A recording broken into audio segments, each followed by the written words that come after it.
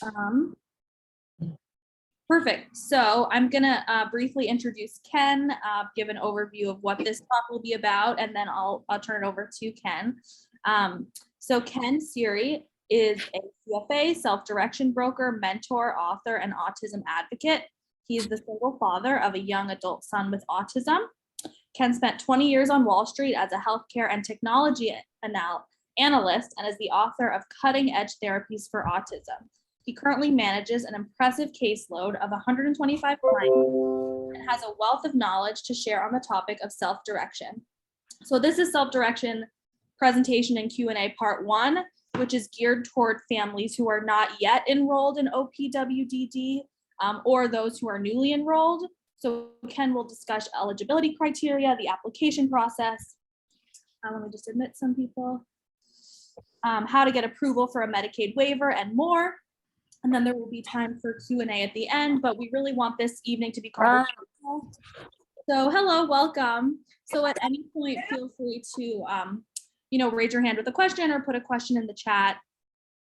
And if you're interested in part 2, which is tomorrow night, which will be a little more advanced for people who are familiar with the process of self-direction, you're welcome to join us, same Zoom link, same time tomorrow evening. So welcome everyone, and I'll turn it over to you, Ken. You should be able to share your screen if you'd like. Okay, thanks a lot, Hannah. Thanks all you folks for being here tonight. So as Hannah said, tonight's conversation, I'll phrase it as a conversation, right? So we can have some give and take. I have some slides prepared, but this whole self-direction thing is really kind of specific, like case by case specific. So I'm going to go through generalities, and then you guys can ask me questions. So again, tonight's focus, like Hannah said, is really everything up to the way, you'll see my slides in a minute, but kind of everything up to startup, like getting to startup, right? Which might be including getting the Medicaid waivers, and there's 2 of them, which we're going to talk about, and then finding a broker, how to deal with the care manager, all these other things. And then tomorrow, we're going to talk more about, I have a budget, what do I do with this? Maybe how do I find staff? And how do I spend all the money and that kind of stuff. And so again, it's kind of free flowing, but today's probably more like earlier in the process, and tomorrow will be when you're actually spending the money. So just something to keep in mind. So I'm going to share my screen here, and let me see if I can bring up my presentation, newly made, so you guys can tell me what you think about it afterwards. Okay. So this is what I just said. Part 1. Getting the waiver to startup, right? So, and again, I'm assuming, some of you folks may be here just interested in getting the waiver, but the idea, the whole idea of this talk, and it's really what I do, is to get you into self-direction and using the money. So I always tell my clients, I'm like, first get a budget and then start using the budget, and then use the budget efficiently, right? So that'll be our goal at the end of this, like learn how to get a budget and use it efficiently. So yeah, Hannah gave my background. I don't really have to tell you too much. I'm a single father. My son, Alex, who might be floating in the background here at some points. He's 24, he's nonverbal on the spectrum, and he's had a budget for 8 years, and we've used it really great. And I'm going to talk a little bit about what we've done with it. Just some quick misconceptions about, this is really the self-direction program as opposed to, say, Medicaid. But these are things that I hear a lot with self-direction, which are, that the program is expensive. There's no cost to you. I think you guys probably know that, but there's no cost to anyone for accessing or doing these services other than maybe some gray hairs. My child is too old or too young for self-direction. So it is possible to be too young. If you're younger than age 3, they usually talk about early intervention as the service to get. It's not really self-direction. It's available. I do have a client who's 5, right? So you can be 5 years old, and I have a client who's, I think he's 38 now, 38, 39 or whatever. So that's a pretty broad range. So there's not really, as long as you're over age 3, you're good. There is and some of you folks may hit this, there is sort of an issue at age 8, not that there's anything wrong with being 8, but when you initially get eligibility, if it's before age 8, it's called provisional eligibility, right? And then at age 8, they reevaluate you.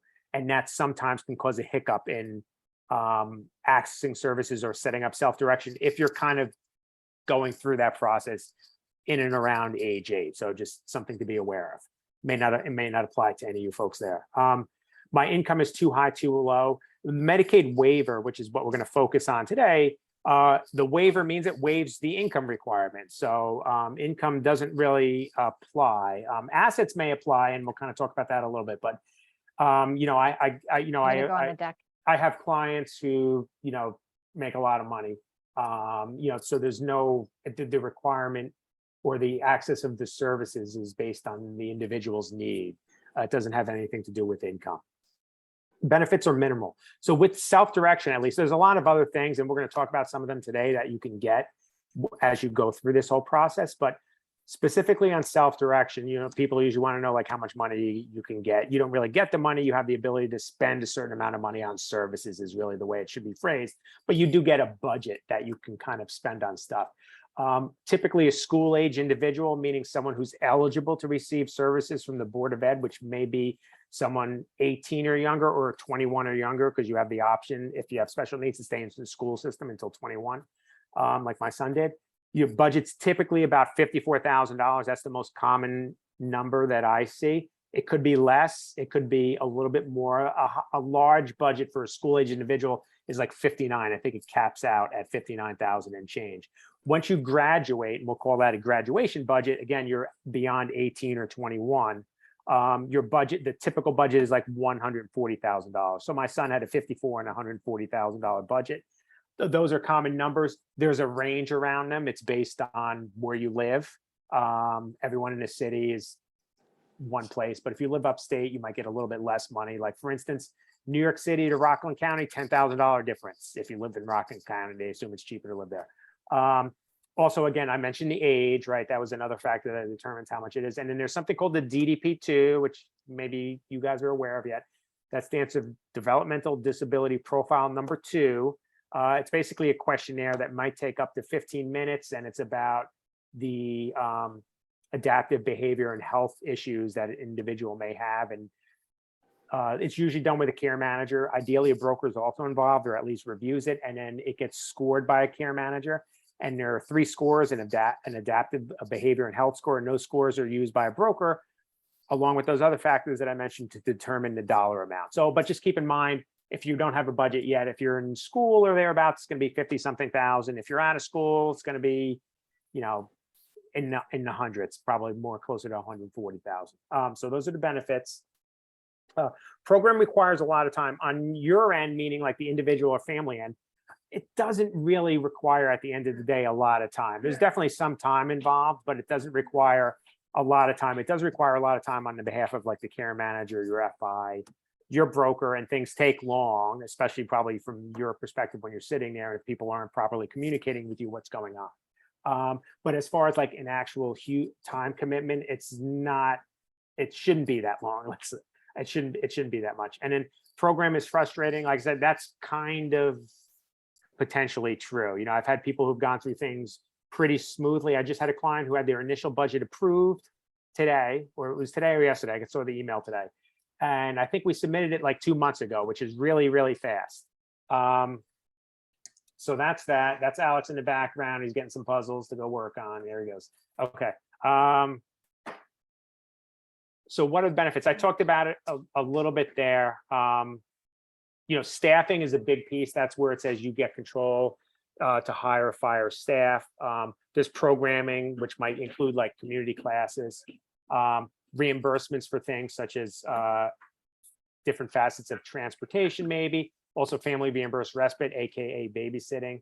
There might be reimbursements for housing. So like we have housing. Alex is on my lease here, so we get money towards housing and utilities. So that stuff's on there. Again, my case study is Alex. So Alex is 24. He has like $140,000 change budget. We use it on housing. We get $761 a month towards rent. That's because he lives with me. If he was on his own, he would get like $1,324 a month, 1,324, I should say. We also use money for programming. So a lot of community classes like art classes, fitness classes, piano classes. I mentioned he's nonverbal. He's learning how to type with these classes. Social classes. Those are all paid for directly out of the budget. And then we also have ComHab staff. We have someone who works 40 hours a week, full-time hours. And then we also have home health service, which is outside of the budget, but it's going to be part of the conversation that we go through tonight. So that's kind of what we do, and that's, you know, everyone's a little bit different, but those are pretty common areas of spend. So that's what you can kind of think about.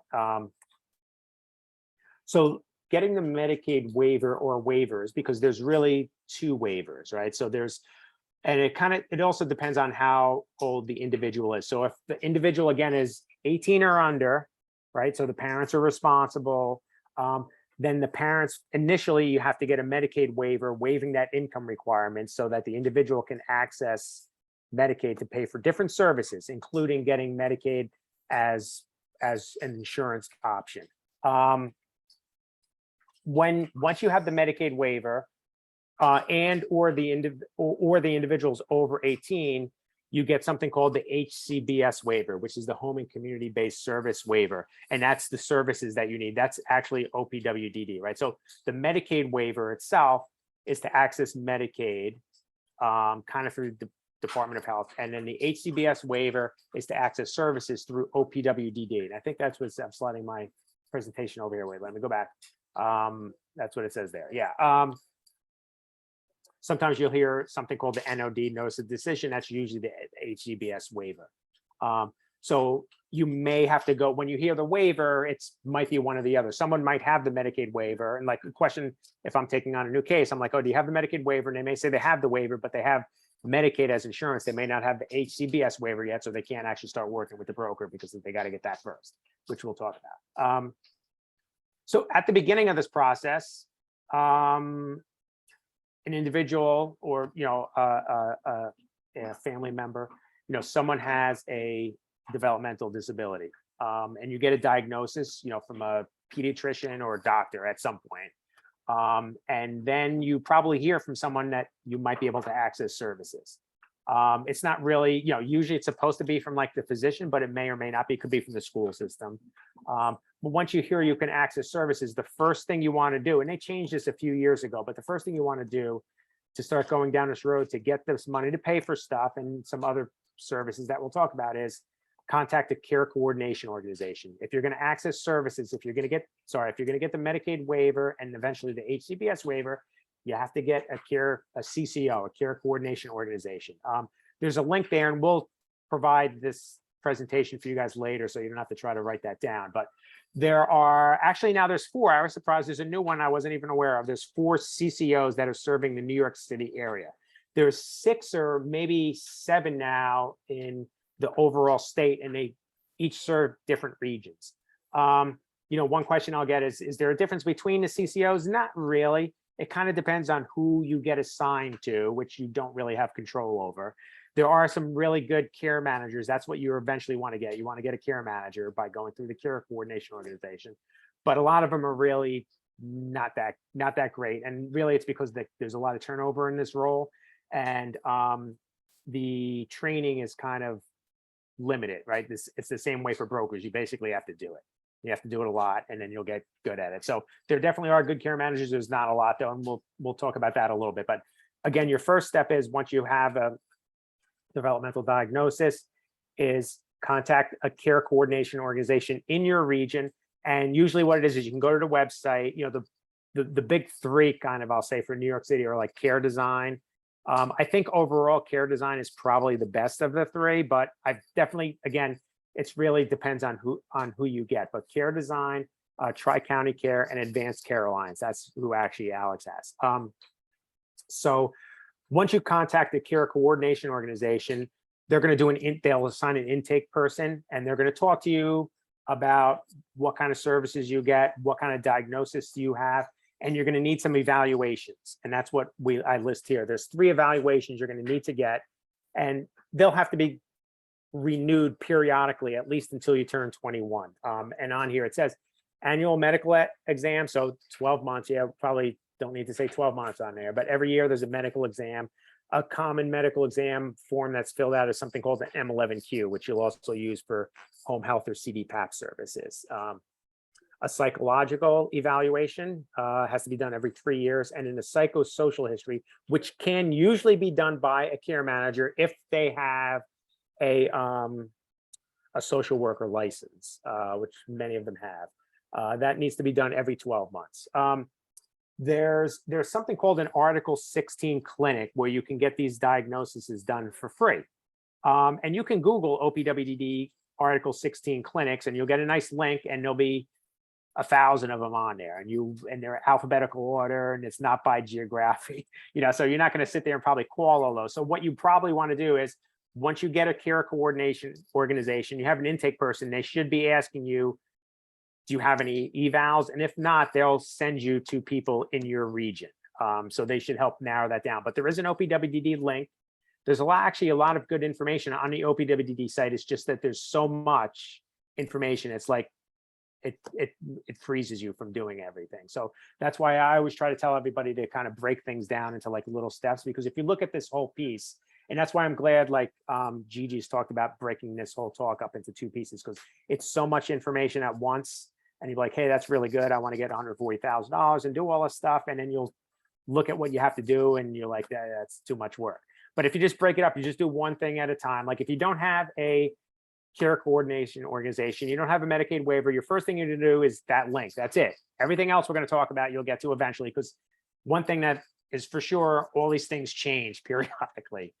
So if I do the same talk a couple of years from now, some of this stuff's going to be different. So right now, like initial step, you have a diagnosis, you contact the care coordination organizations. You can say, I want to contact Care Design, or maybe someone will give you a referral, but I would contact all the ones in your region. Like I said, those 3, or maybe I think there's a 4th one now in the New York City area. Contact them all, and whoever gets back to you first, go with them. And you can also contact a couple of them and see who you feel the most comfortable about. Like I said, it's when you're dealing with the intake person, that's not who your final contact is going to be. Eventually, you're going to have a care manager, and they're going to change anyway. So it's just getting it going and getting it moving forward. If someone's responsive to like your emails and calls at these CCOs, stick with them. I don't care if they really know anything, as long as they're responsive and they're like, okay, let me find out for you. That's what I want to hear. If they know anything off the top of their head, that's great. And then also at this early stage here, when you initially are getting Medicaid, one thing that may come up is straight Medicaid, like Medicaid where you have your New York benefits card and you just give that to whoever, your doctor or whatever, and you walk out of there. It's like, there's no cost involved, right? That's straight Medicaid. Medicaid managed care plans are, you can get a managed care plan. Straight Medicaid, if your provider will take straight Medicaid, is the way to go, because there's no cost for you, and you hand them the card and you walk away. A Medicaid managed care plan, there's probably going to be a premium. But one reason to choose a Medicaid managed care plan is you may be working with a particular physician who may not want to take straight Medicaid, right? Because they're probably going to get paid less money for the same service as a Medicaid managed care plan. So if you're looking to work with a particular physician, or you've been working with one, you can ask them, which Medicaid managed care plan do you guys take, right? If they take straight Medicaid, go with straight Medicaid. If not, try to find the plan that, Medicaid managed care plan that makes sense. Again, this is a conversation to have with your care manager. One note of importance is not every Medicaid. So I talked about getting the Medicaid waiver and then getting the HCBS waiver. Some Medicaid managed care plans will not let you get the HCBS waiver. So, and people have run into that. And then you might have to switch the Medicaid managed care plan to avoid that problem. There's something called a code 44, which is how the plan is coded. Code 44 means you can get the HCBS waiver. So if you do want a Medicaid managed care plan because you work with a particular provider, and they'll only take a managed care plan, choose the one, hopefully, that has code 44, because that'll allow you to get eventually the HCBS waiver. So that's just one slide there. That's a lot of information, but these are all things that should come up initially if you're just beginning the process. I'm going to go on to the next slide, which is working with the CCO. Another thing is, and everyone who had what we called an ISP or Medicaid service coordination. This was before it turned into care coordination, which was, I want to say it was like 3 years ago, 4 years ago, maybe. when they initially went into the CCO, you had to choose, do you want basic or home health, which I'm going to call full, because home health gets confusing because there's something called the home health service, and it's not the same as home health with a care coordination organization. So basic and full, what's the difference between those? Why should I care? Full service or the full plan, the CCO organization gets paid more money. So they're supposed to provide a higher level of service. A basic plan means that the care manager only needs to meet with you or the individual, your person, twice a year to do the life plan, which is the document that needs to be completed in order to maintain the HCBS waiver and the Medicaid waiver. Full service means they have to do more if you ask them to do more. So a lot of people opted for basic because they just didn't want to deal with the care manager. Maybe they just didn't want to be as bothered. But there are situations where maybe some documentation needs to be completed, or right now there's something new. If you have housing, if you don't have housing, I should say, there's a new step that OPWDD added on in June where you have to get preliminary approval first. And preliminary approval has to be done by your care manager. And if you have basic, they may not do that for you. So something to consider. I think that a lot of parents were concerned about the full plan because they asked you a lot of more medical information, right, that they were trying to collect, although it seems to have fallen by the wayside. I would recommend, if you're, especially at the beginning, and if you're going to have self-direction, use the full service, home health, whatever they call it. Use that, and then once you kind of have things really settled out, you can switch back to basic, because you can transfer back and forth between the two plans. It typically would take about a month and a half to transfer from one type of coverage to another. So, it's not like a one-time decision and then you're stuck. You can always move back and forth. And I should say, you can always change care coordination organizations too. If you don't like the care manager, and we're going to talk about that a little bit, which at the bottom of this particular slide, and the supervisor is not really helpful, and you heard good things about another CCO, you can definitely switch. You would talk to the new CCO and tell them that you have that, and they would handle everything for you. I've had a couple people do that, but again, I don't really. It really depends on who winds up working with you, and again, most likely there's going to be turnover. I mean, Hannah talked about my having 120 cases, and everyone has a care manager, right? And then obviously don't have 120 care managers, but probably got like 40, maybe 30 or so. And a lot of them have turned over. I can tell you, out of that number, there's like 4 or 5 that are really good. The rest are not that good. So as long as that's why, it's kind of a low hurdle, unfortunately. If someone responds to you and tries to help and says, I'll find out for you, and they get back to you in a reasonable amount of time, which might be a few days or even a week, I would consider that good. You don't have to switch. If someone's not responding to you for like months at a time, yes, then you want to complain. And again, we'll talk about that very shortly, actually. What does a care manager do? This might be a good question. So they have to do at least those 2 life plan meetings each year. If you don't have a life plan, what it is that they will come, and they now want to come face to face. During COVID, they were doing it remotely. It's actually at your option. They will tell you, we have to come to you, and you could say, I'm not comfortable with that yet, and they have to back off. It's at your option whether or not you want it to be like this Zoom or face to face. What it is they have a quota to get a certain amount of people face to face. So they're going to tell you, we have to do the meeting live, and you can say no. But anyway, if you've never met them, it is I like to do the meeting face to face, especially if it's like a new person. It's just good to make contact with the person. But if you're uncomfortable with it for whatever reason, you want to stay on Zoom, you can do Zoom. Don't let them tell you otherwise. Let someone else do the face to face meeting. So there's 2 life plan meetings a year. There's an annual and semi-annual. It'll be based on when your services are approved, right? So there'll be sort of like a fiscal year. It's not monetarily involved, but there's a fiscal year with the life plan. It might be August 18th, and then February 20th or something like that. So twice a year there'll be a meeting. Who's in the meeting? The individual, maybe the guardian and or family members, whoever the individual wants to be there. If you have self-direction, the broker should be there. You have to do 2 meetings a year with your broker. Probably makes sense to coordinate these 2 meetings, but they don't have to.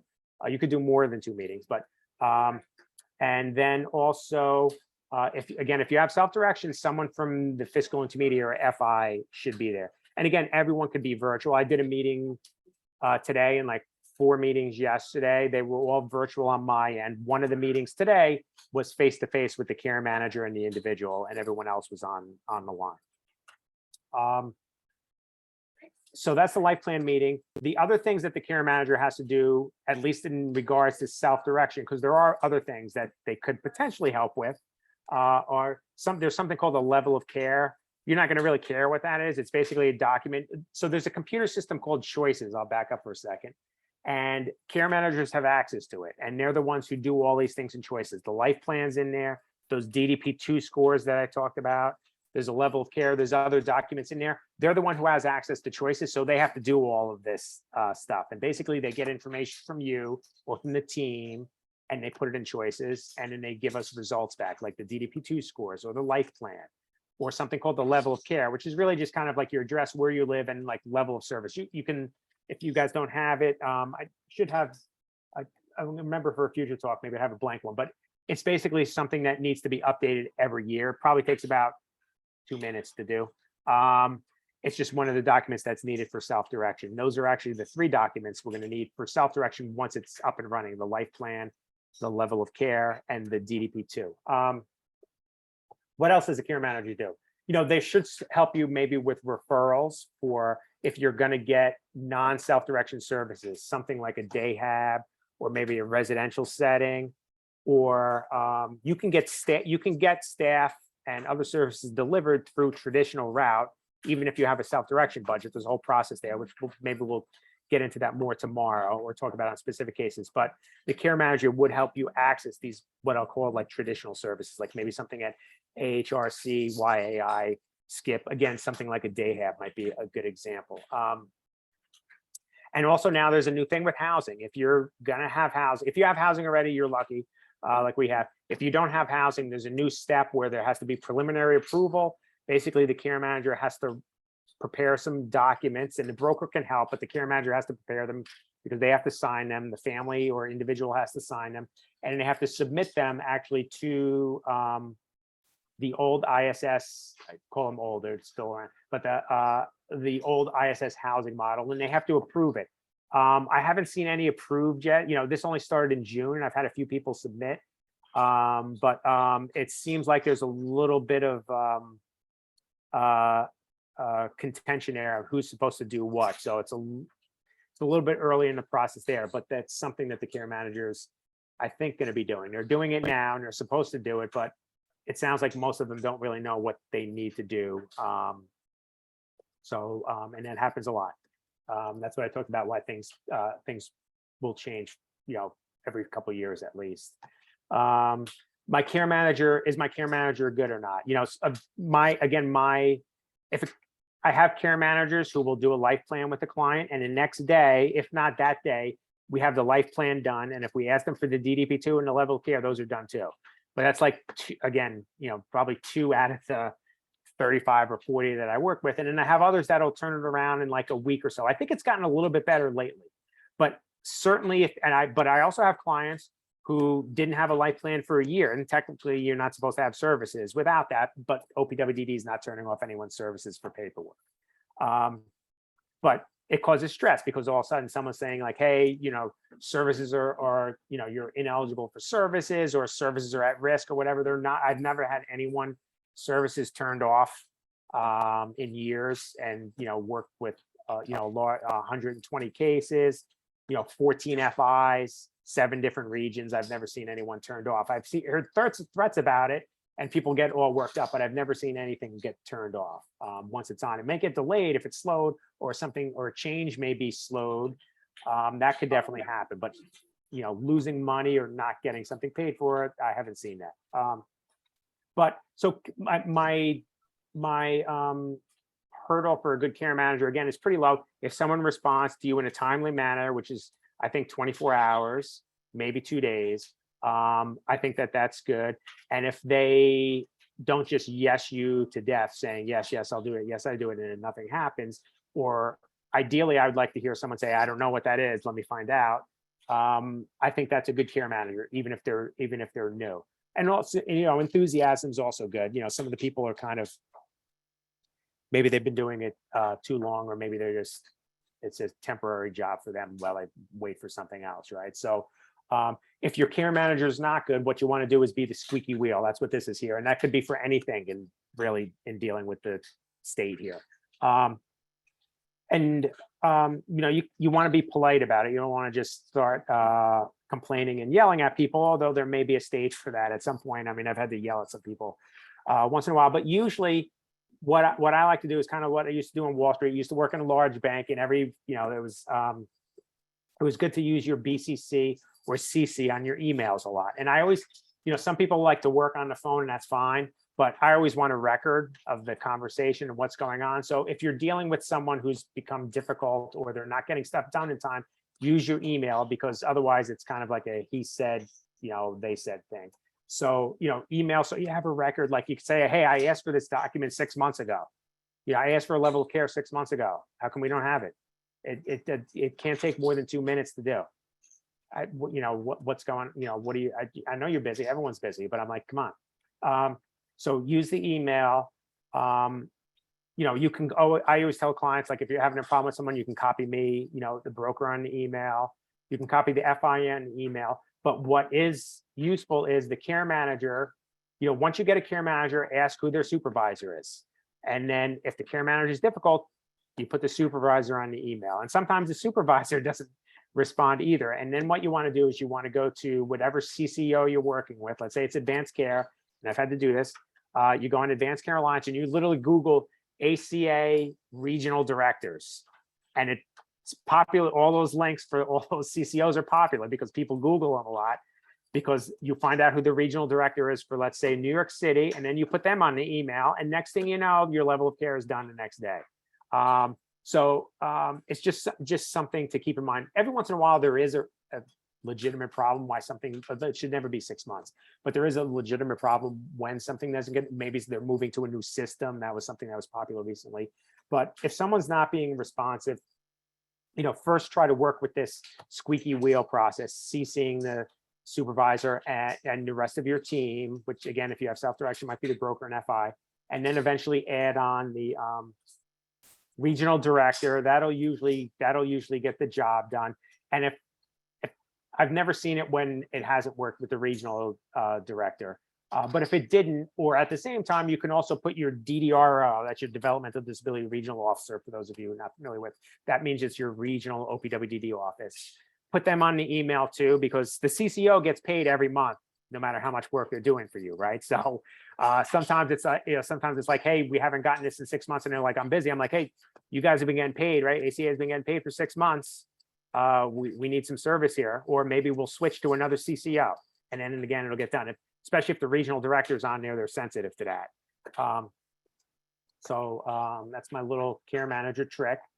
Hannah, how are we on time? Just because I'm not sure how much I'm talking here. I don't have a clock up. So yeah, it's 6:40. It's 6:40. Okay.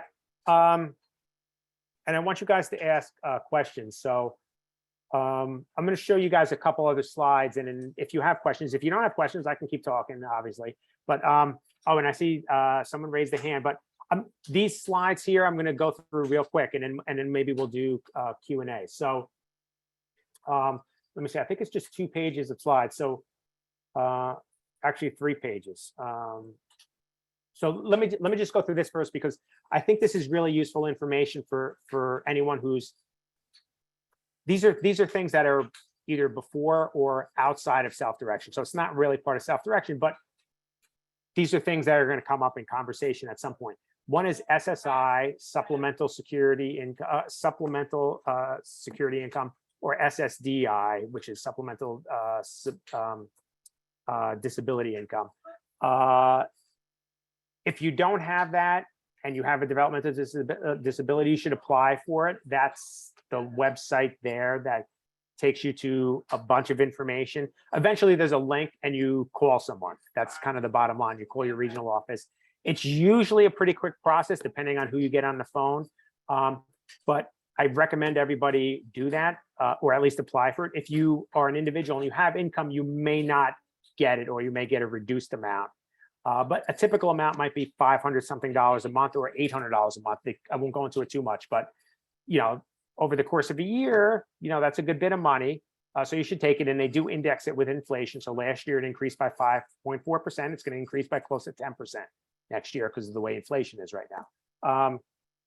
One important note with SSI, which I learned recently, a little trick is if you have SSI, you don't have to renew your Medicaid every year.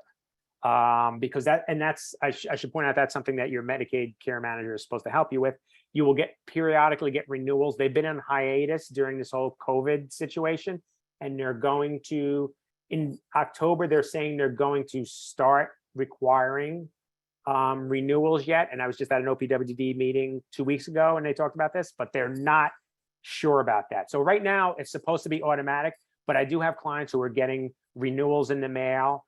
And so with SSI, it's supposed to be automatic. It is possible you'll still get one anyway. And if you do, you should fill it out maybe with your care manager and then submit it and keep a copy of it because it may come up in the future. So technically, if you have SSI or SSDI, you don't have to refill it, but you don't want something getting, you don't want it to become a headache, right? So just kind of fill it out, but keep a copy of the initial fill out. And that probably requires more discussion, but that's really more kind of going in a different route here.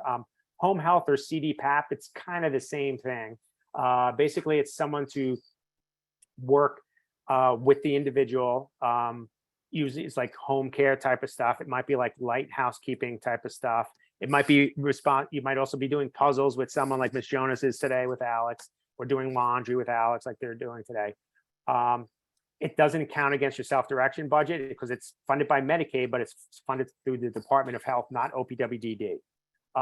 So again, you should explore that, and that link there again will help you go through that. There's a number of, it's a similar process, but usually much quicker.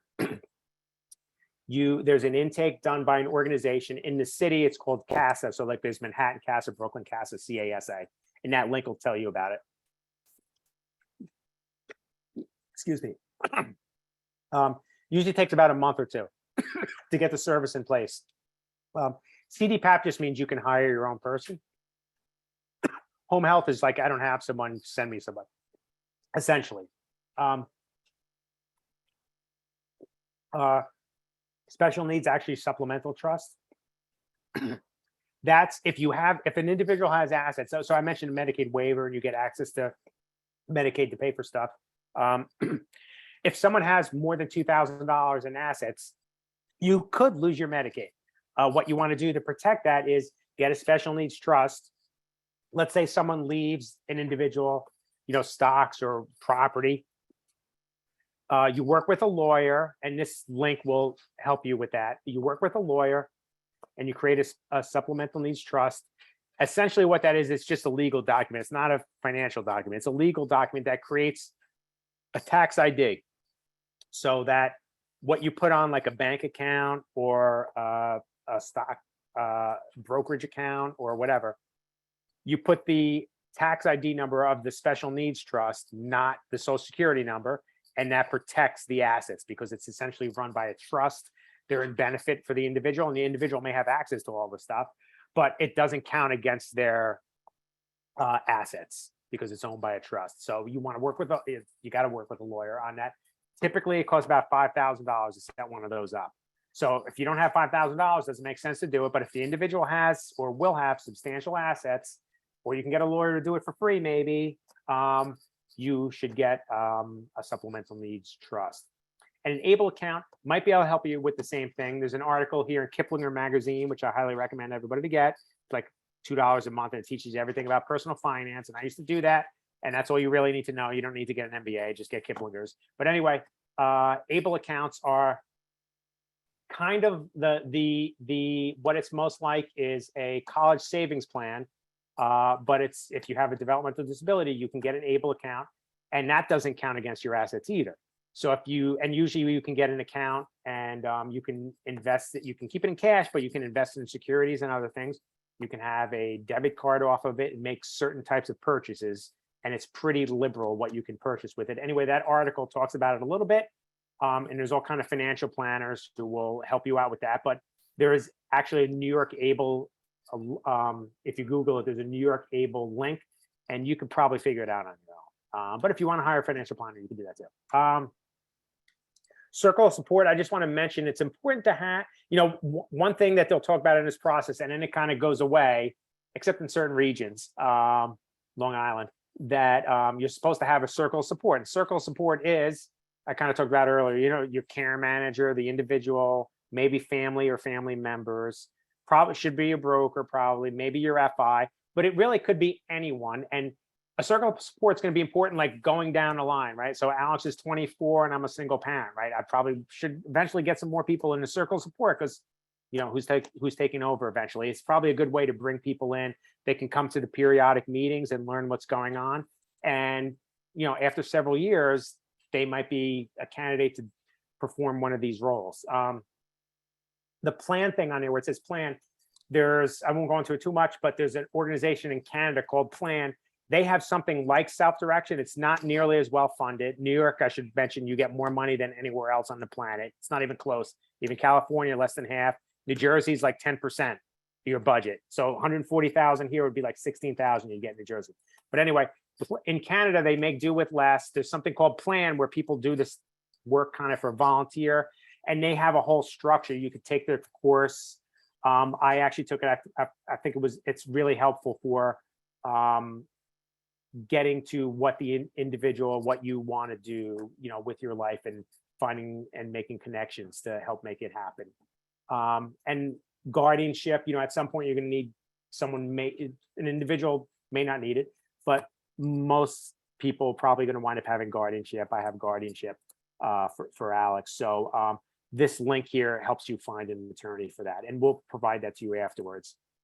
This we're going to go more into tomorrow. We're going to take questions, but this is just really the process of getting ready for startup. So doing all this stuff that we talked about today, getting the waiver, getting the care manager, they do a life plan, you have the DDP2, you have the level of care, then you're ready to find a broker and start down the self-direction path. How you find a broker, the first thing you have to do is there are these regional, they usually ask for these and then they weren't asking for it now. They seem to be asking for it again.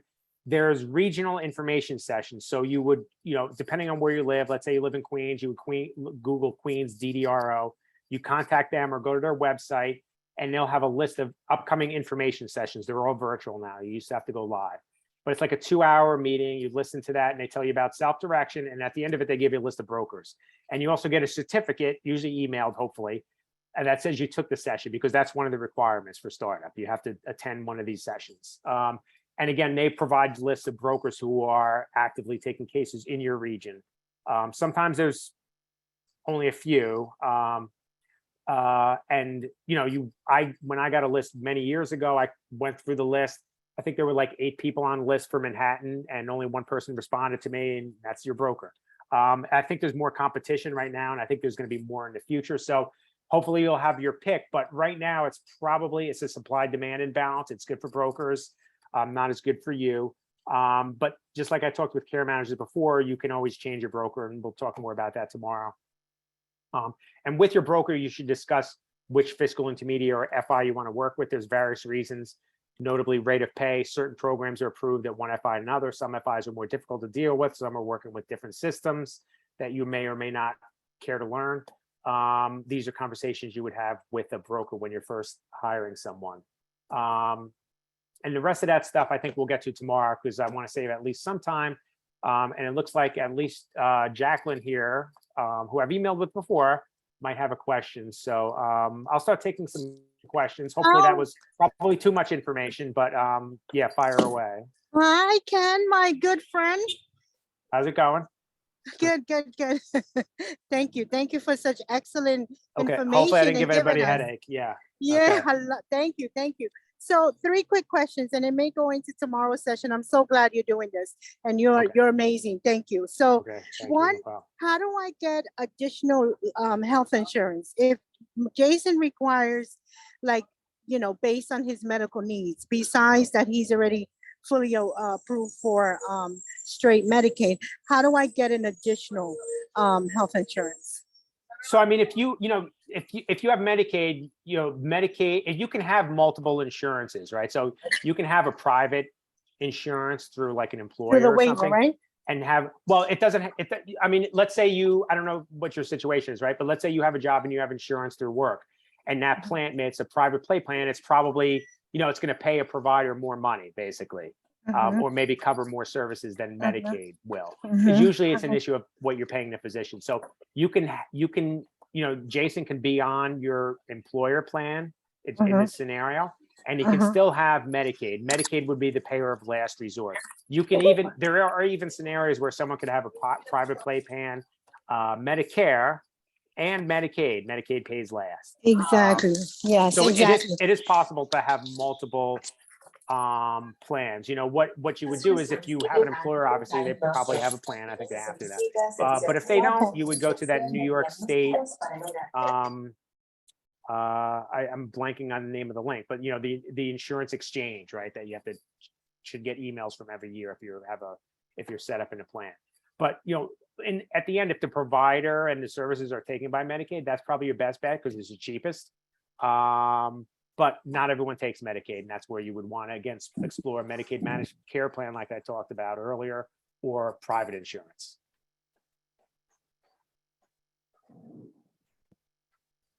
Okay.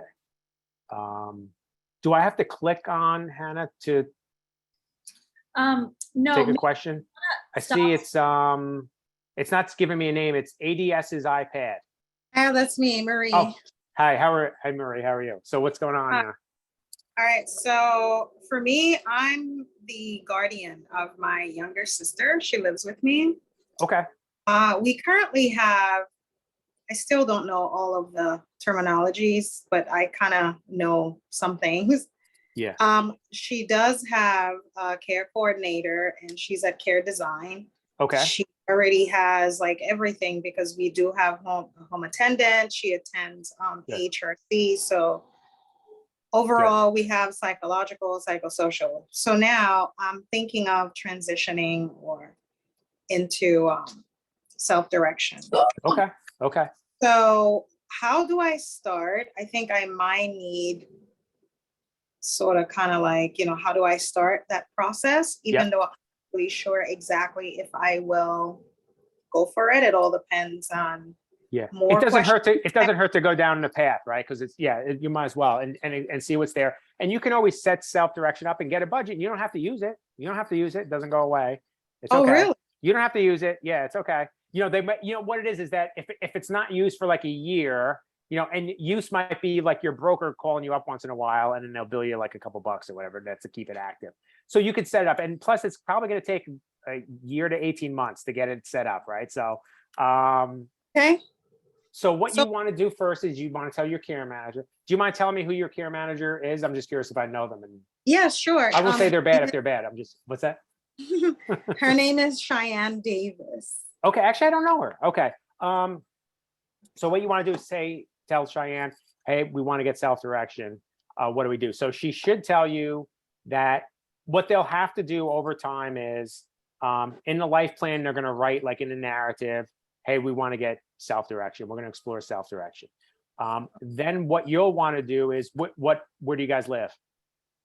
We live in Manhattan. Okay. So Manhattan DDRO. Yeah. Actually. Yeah. Oh yeah. Okay. So Manhattan DDRO, you Google them, and they're going to have a list of, I usually include it in my slide, and I'll try to stick it in the slide for tomorrow.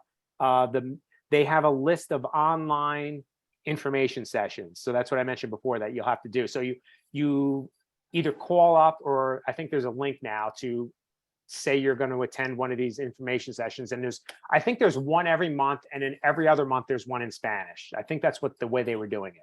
Okay. But let me try to, I'm going to try to get that for you guys tomorrow.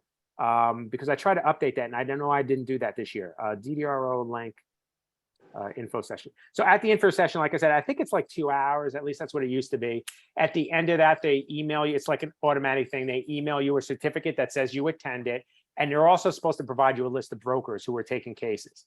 So once you get that certificate and you told your care manager, and she's going to work on adding reference in the life plan that you want to get self-direction, you're going to get your broker list, or maybe talk to some other parents, or maybe the care manager will refer somebody to you, and you find a broker and you can start interviewing brokers. You know, it's like I mentioned earlier, it's like a supply demand imbalance. So I'm not kind of saying like take any broker, because it's kind of the same guidance as with the care manager. Like a lot of them, there's not a lot of training. Like broker classes are free. You could become the broker if you want, actually. And if you become a broker, you can get as many cases as you want. I'm just telling you right now, because there's not enough of them, and especially there's not enough you're doing. The classes are free. OPWDD website, you can say OPWDD broker training, and you can become the broker. And it probably makes sense. Like I said, it's free. All the classes are, I think, they used to be live, but all the classes I'm pretty sure are online. I think they do ask you questions now. They didn't used to ask questions. You just used to have to sit there and they give you a little certificate. But now they ask you questions at the end so that you were paying attention. And if you get it wrong, you can keep answering until you get it right. And then you get your certificates for these classes, and then you can become a broker. It's kind of a bit of a process, but I think I might want to do it just because I think all the folks should do it. Not that you want to be the broker, right? But it's good information just to be knowledgeable. Yeah, it definitely doesn't hurt. And it's like 5 days of classes. It's not all day, but it's like, it might be like 5 or 6 hours a day. So there is a time commitment, but they're all different times of the year. And like I said, you because it's virtual, you don't have to take one just in your region anymore. So the broker classes, is it on the same website, Manhattan DDR? Nah, there's another, there'll be a link on there to, I don't know if it's on this slide here. For self-direction. Actually, see this link in the middle, number 3, if you guys are looking at my screen on resources. Do you guys see that? I just changed the page. Whoops. No, I'm going the wrong way.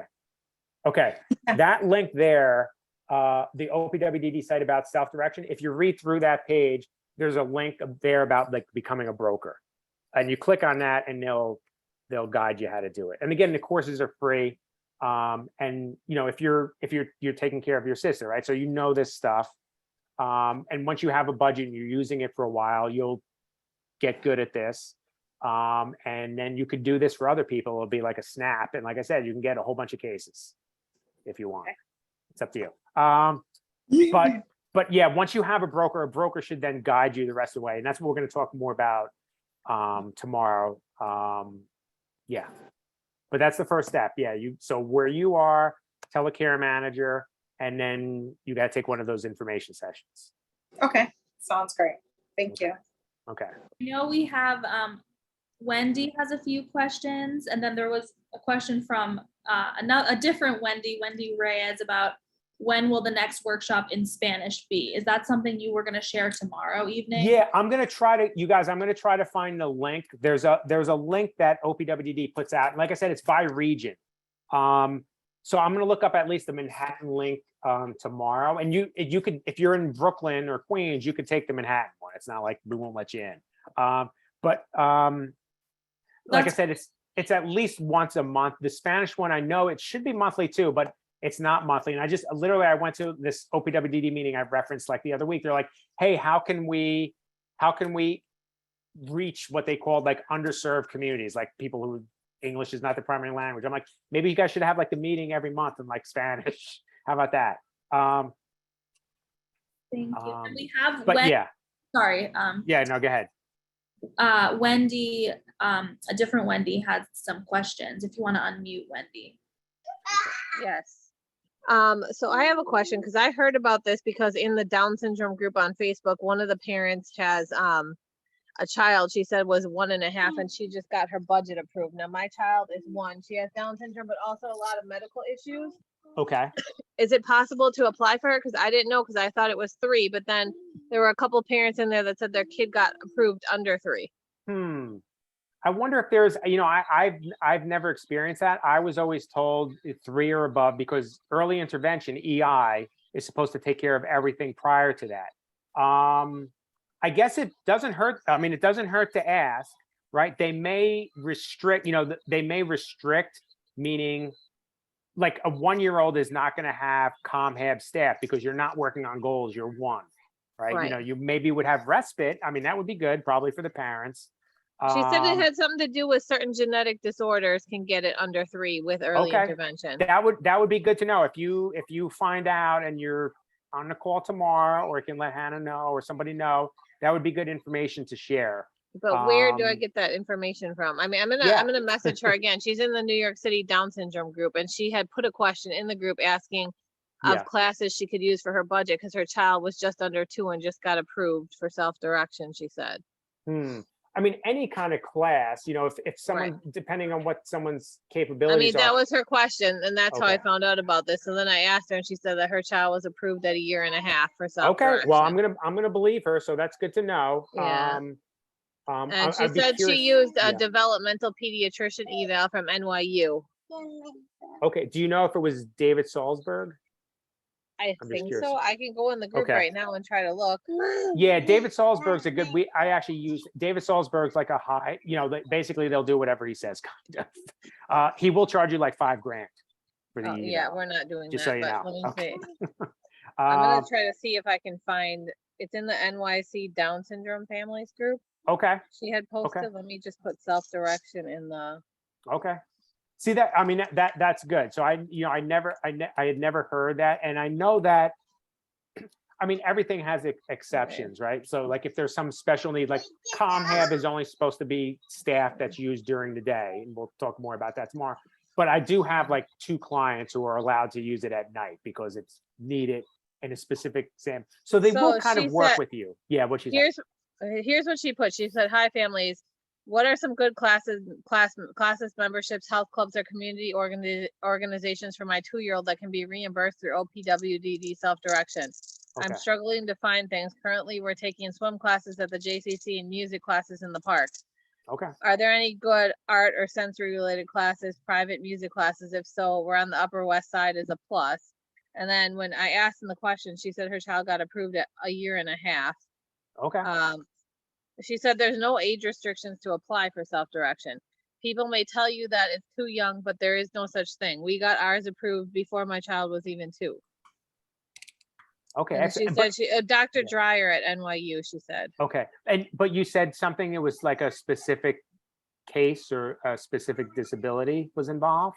Oh, she said with genetic disorders, you can submit a genetics test. Okay. That's good. I'm going to try to find out a little bit more about that because that's the first time I've heard of anyone below the age 3. Like I said, my youngest client is 5. That's what I was trying to find out. Okay.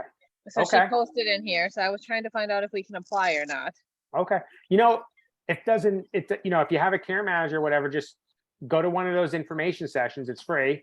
And you can ask, like the DDRO gives you the information session, right? They would be the person to ask.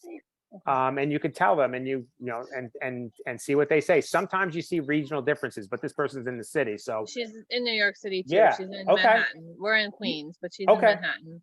Yeah. So go to an information session and get your certificate and go through, like I said, a lot of times it could take, Queens is a little bit slower. I've had people get things done pretty quickly, like less than 1 year. Typically it's more like 1 year. But I've had some people, depending on how old the person is, like I mentioned, that age 8 area, there's been times when it's taken a couple years. It should be about, self-direction. The self-direction piece should be 6 to 9 months.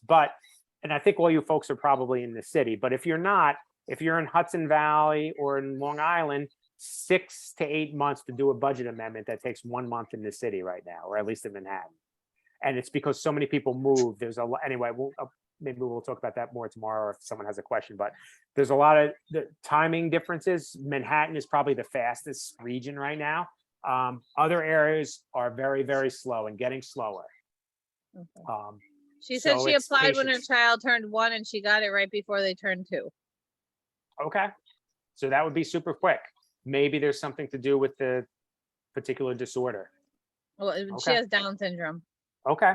Because this is all people with Down syndrome. So it's just but she didn't. But you said when you said genetic, it was a genetic test for Down syndrome. Yeah. Okay.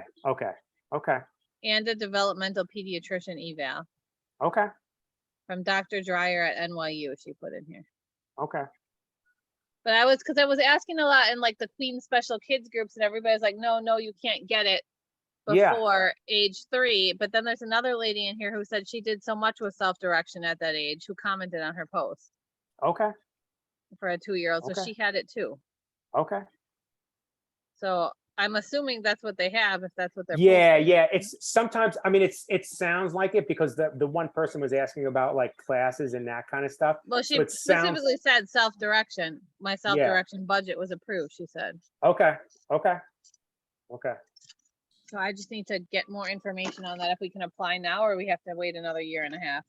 Okay. It sounds like you can apply now, but that's news to me. So It you're might take till teaching me she's 3 to something. get approved though. even if we Yeah, apply now. exactly. Yeah, right. So yeah, I mean, again, with anything with this, earlier starting is just better because you never know what's going to delay you. Hopefully something doesn't, but most likely something's going to slow things up a little bit. Is the developmental pediatrician the best eval to have at this age then?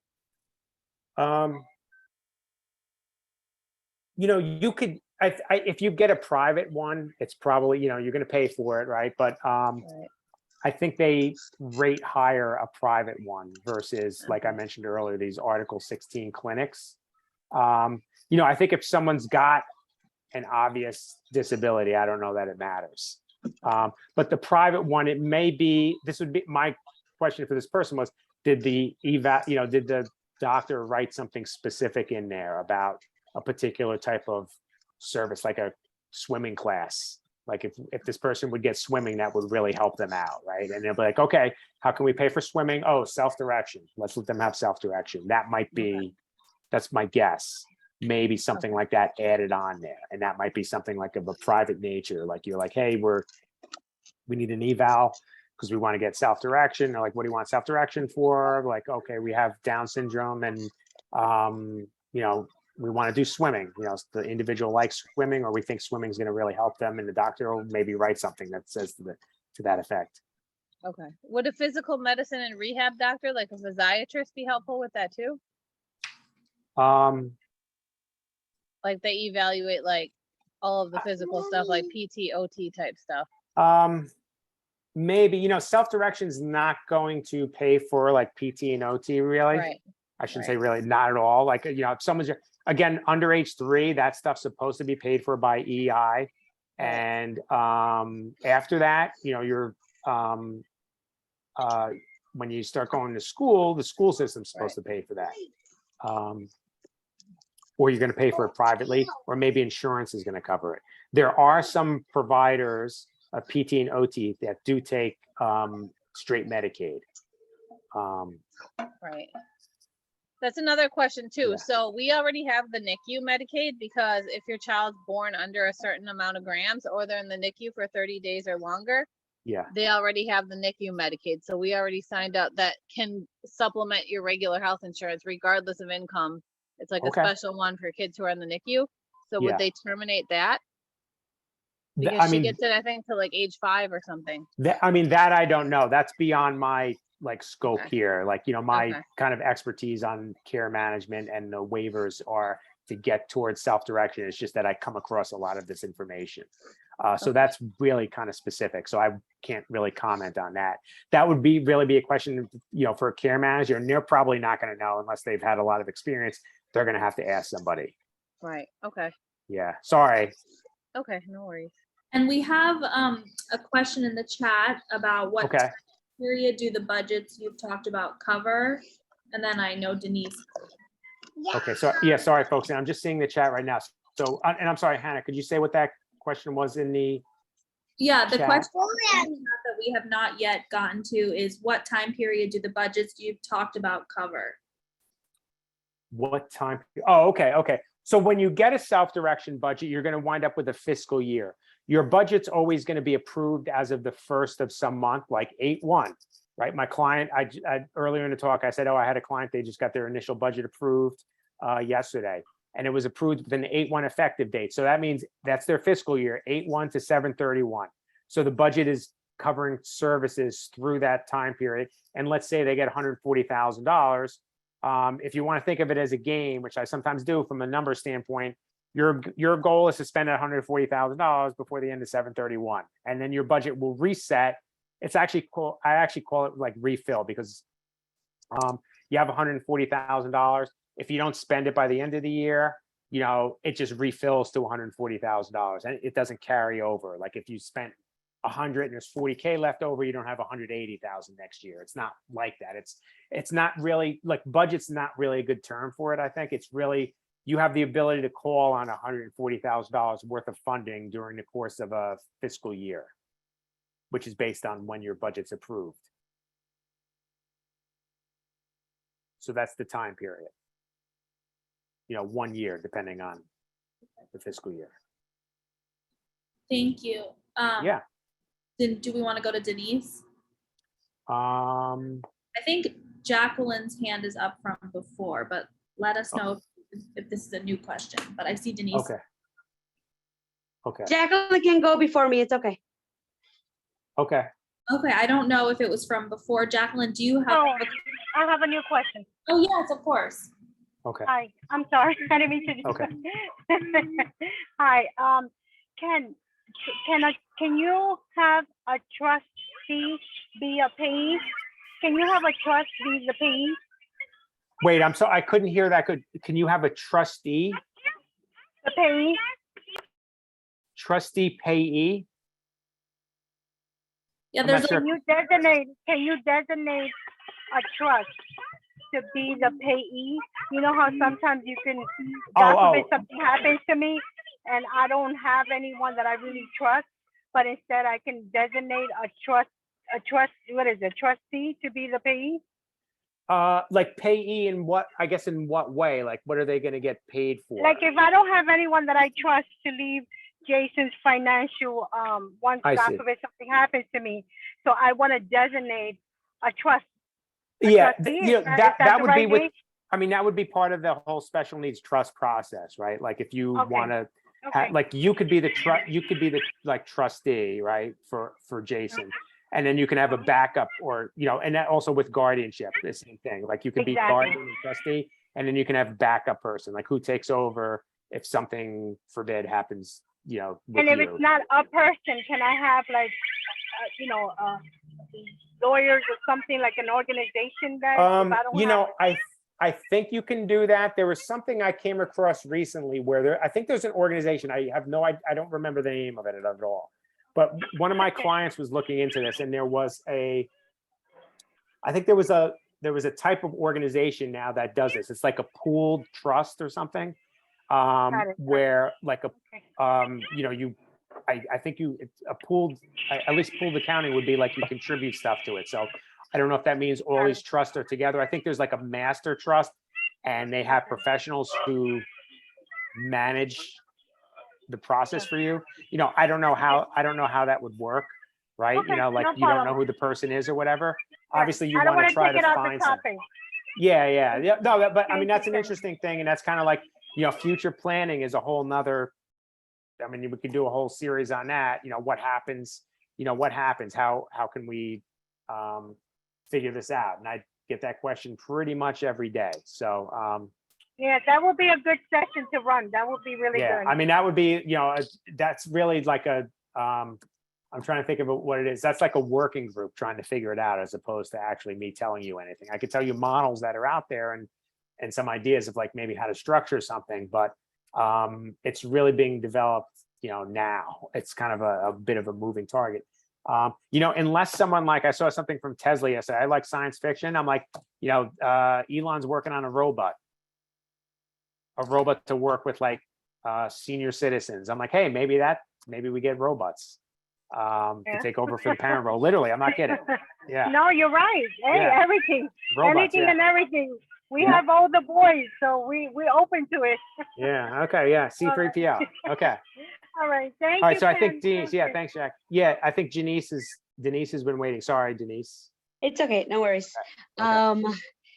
My question is, since you have a lot of experience, will you be able to provide a list of programs that we can do with our kids when our budget gets approved? I had that challenge as well. I believe Medicaid just approved self-direction, but I've been asking around for different, you know, classes, and I've been having a hard time finding, Finding stuff. a class. Okay. So yeah. you know what it is that there's not, there's not any organization that or a place to go that lists like approved classes, because when a class gets approved or service, we'll stick with classes though. Class gets approved, let's say a music class gets approved, it gets approved for one FI and they don't share that information. It's not like it gets approved by OPWDD. OPWDD doesn't approve anything. They have rules, and in the FIs, one of the things that they do, the physical intermediaries, so like one of my clients is like, hey, can I use this music class? And they'll send me, I'm like, send me a link. Let me see what it is. And I may know it. I'm like, yeah, I know these guys. It'll get approved. But we still have to go through the process of getting it approved at the FI. And the process is that the FIs are very different depending on which FI you're working with. But there is an approval process. I can tell you that a class has to be open to all abilities. Practically speaking, they may only serve folks with special needs. Don't tell OPWDD. I know those. But if the class is open to anyone, it'll be approved, because they don't want folks with special needs only being served by a particular class. It has to be open to all. Again, practically speaking, it may just be folks with special needs taking class, but it has to be open to all. They also have to publicly post or list their prices, usually on a website. They used to say put it on a brochure, but now, and then people are like, where's the brochure? That's not really public. So I'm telling people who have classes, if they don't already, just create a free website on like something like Wix, Wix.com. Should take you 5 minutes. I don't even know how to do it, and I was able to do it. And then you have publicly available pricing information, which is a requirement. There are certain classes that can't get approved. Like, again, something that's just for folks that says just special needs and only stuff that's like a therapy. That's not part of a community class. But there's things like swim therapy or hippotherapy, like horseback riding. If there's some, or like a music therapy, like there's NYU, I'm blanking on the name of the program. They have like a big program that does music therapy. They created a separate program on the same webpage that's called a music class. It's literally the same thing, but it's a music class and there's like a price on there. That's approved. The other thing won't get approved. But if you're looking for a particular, so there's not really one source to go to. If you have an FI or broker, you would want to ask them. It sounds like maybe they don't know. And some FIs keep lists, but they don't really update them, because literally you would have to hire someone or a couple people to do that as a job, right? You can't really get paid for it. So that's why no one does it. But, if my clients ask me, like if you ask me, like, what kind of class are you looking for? And like, where do you live? Hopefully I can make some recommendations. The common classes are fitness classes, swim classes, music, communication, socialization. Again, just because I have a lot of people, I have providers in there. And there are now some people who are smart, like class providers, and they're creating websites and they're starting to add a whole bunch of different services on there, because they're like, hey, all these budgets, it's millions and millions of dollars available to take classes.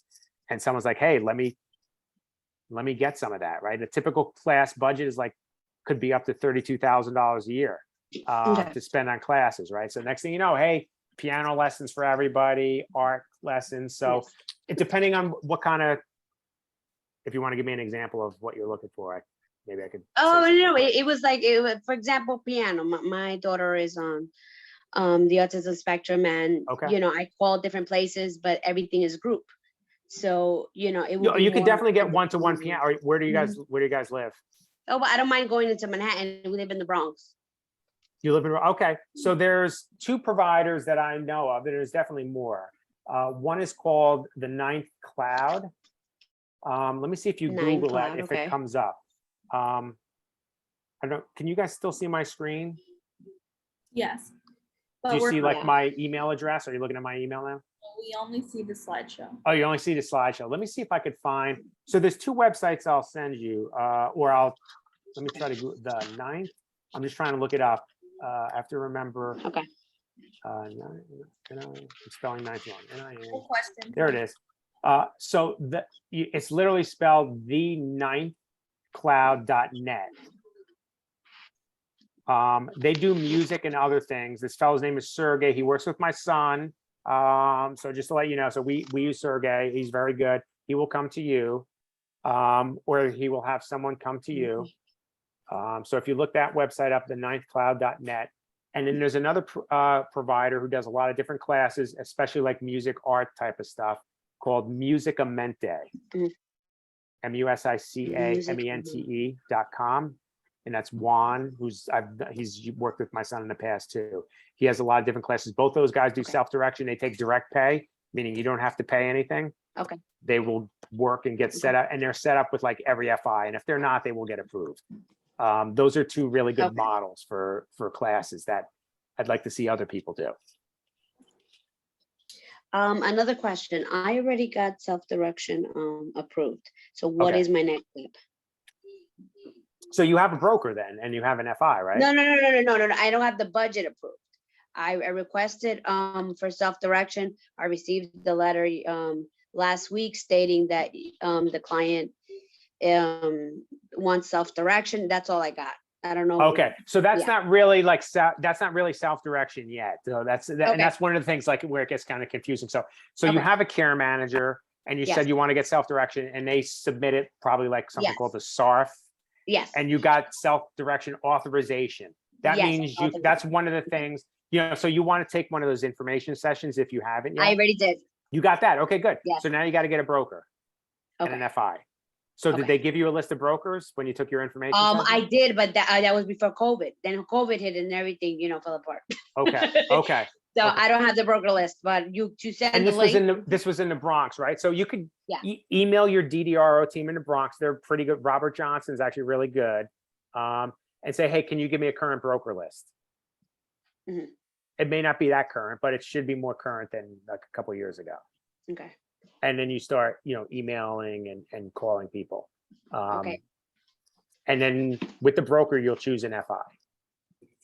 Okay. Right. And if you want to use these classes, you're like, hey, I want these classes will get approved any place or they should.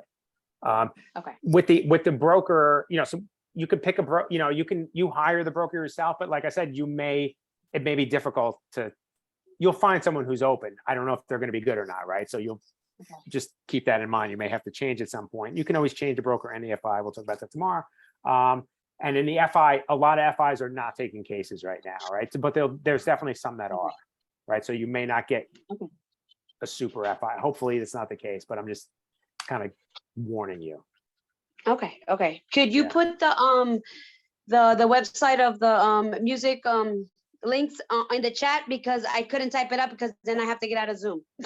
Oh yeah, that's a good idea. Yeah. Put that in there. Yeah. Okay. Please, thanks. please. Thanks for the tip. I'm gonna put that. Let me see. Okay. All right, let me do that. Can I put that here? You should be able to just copy. Yeah.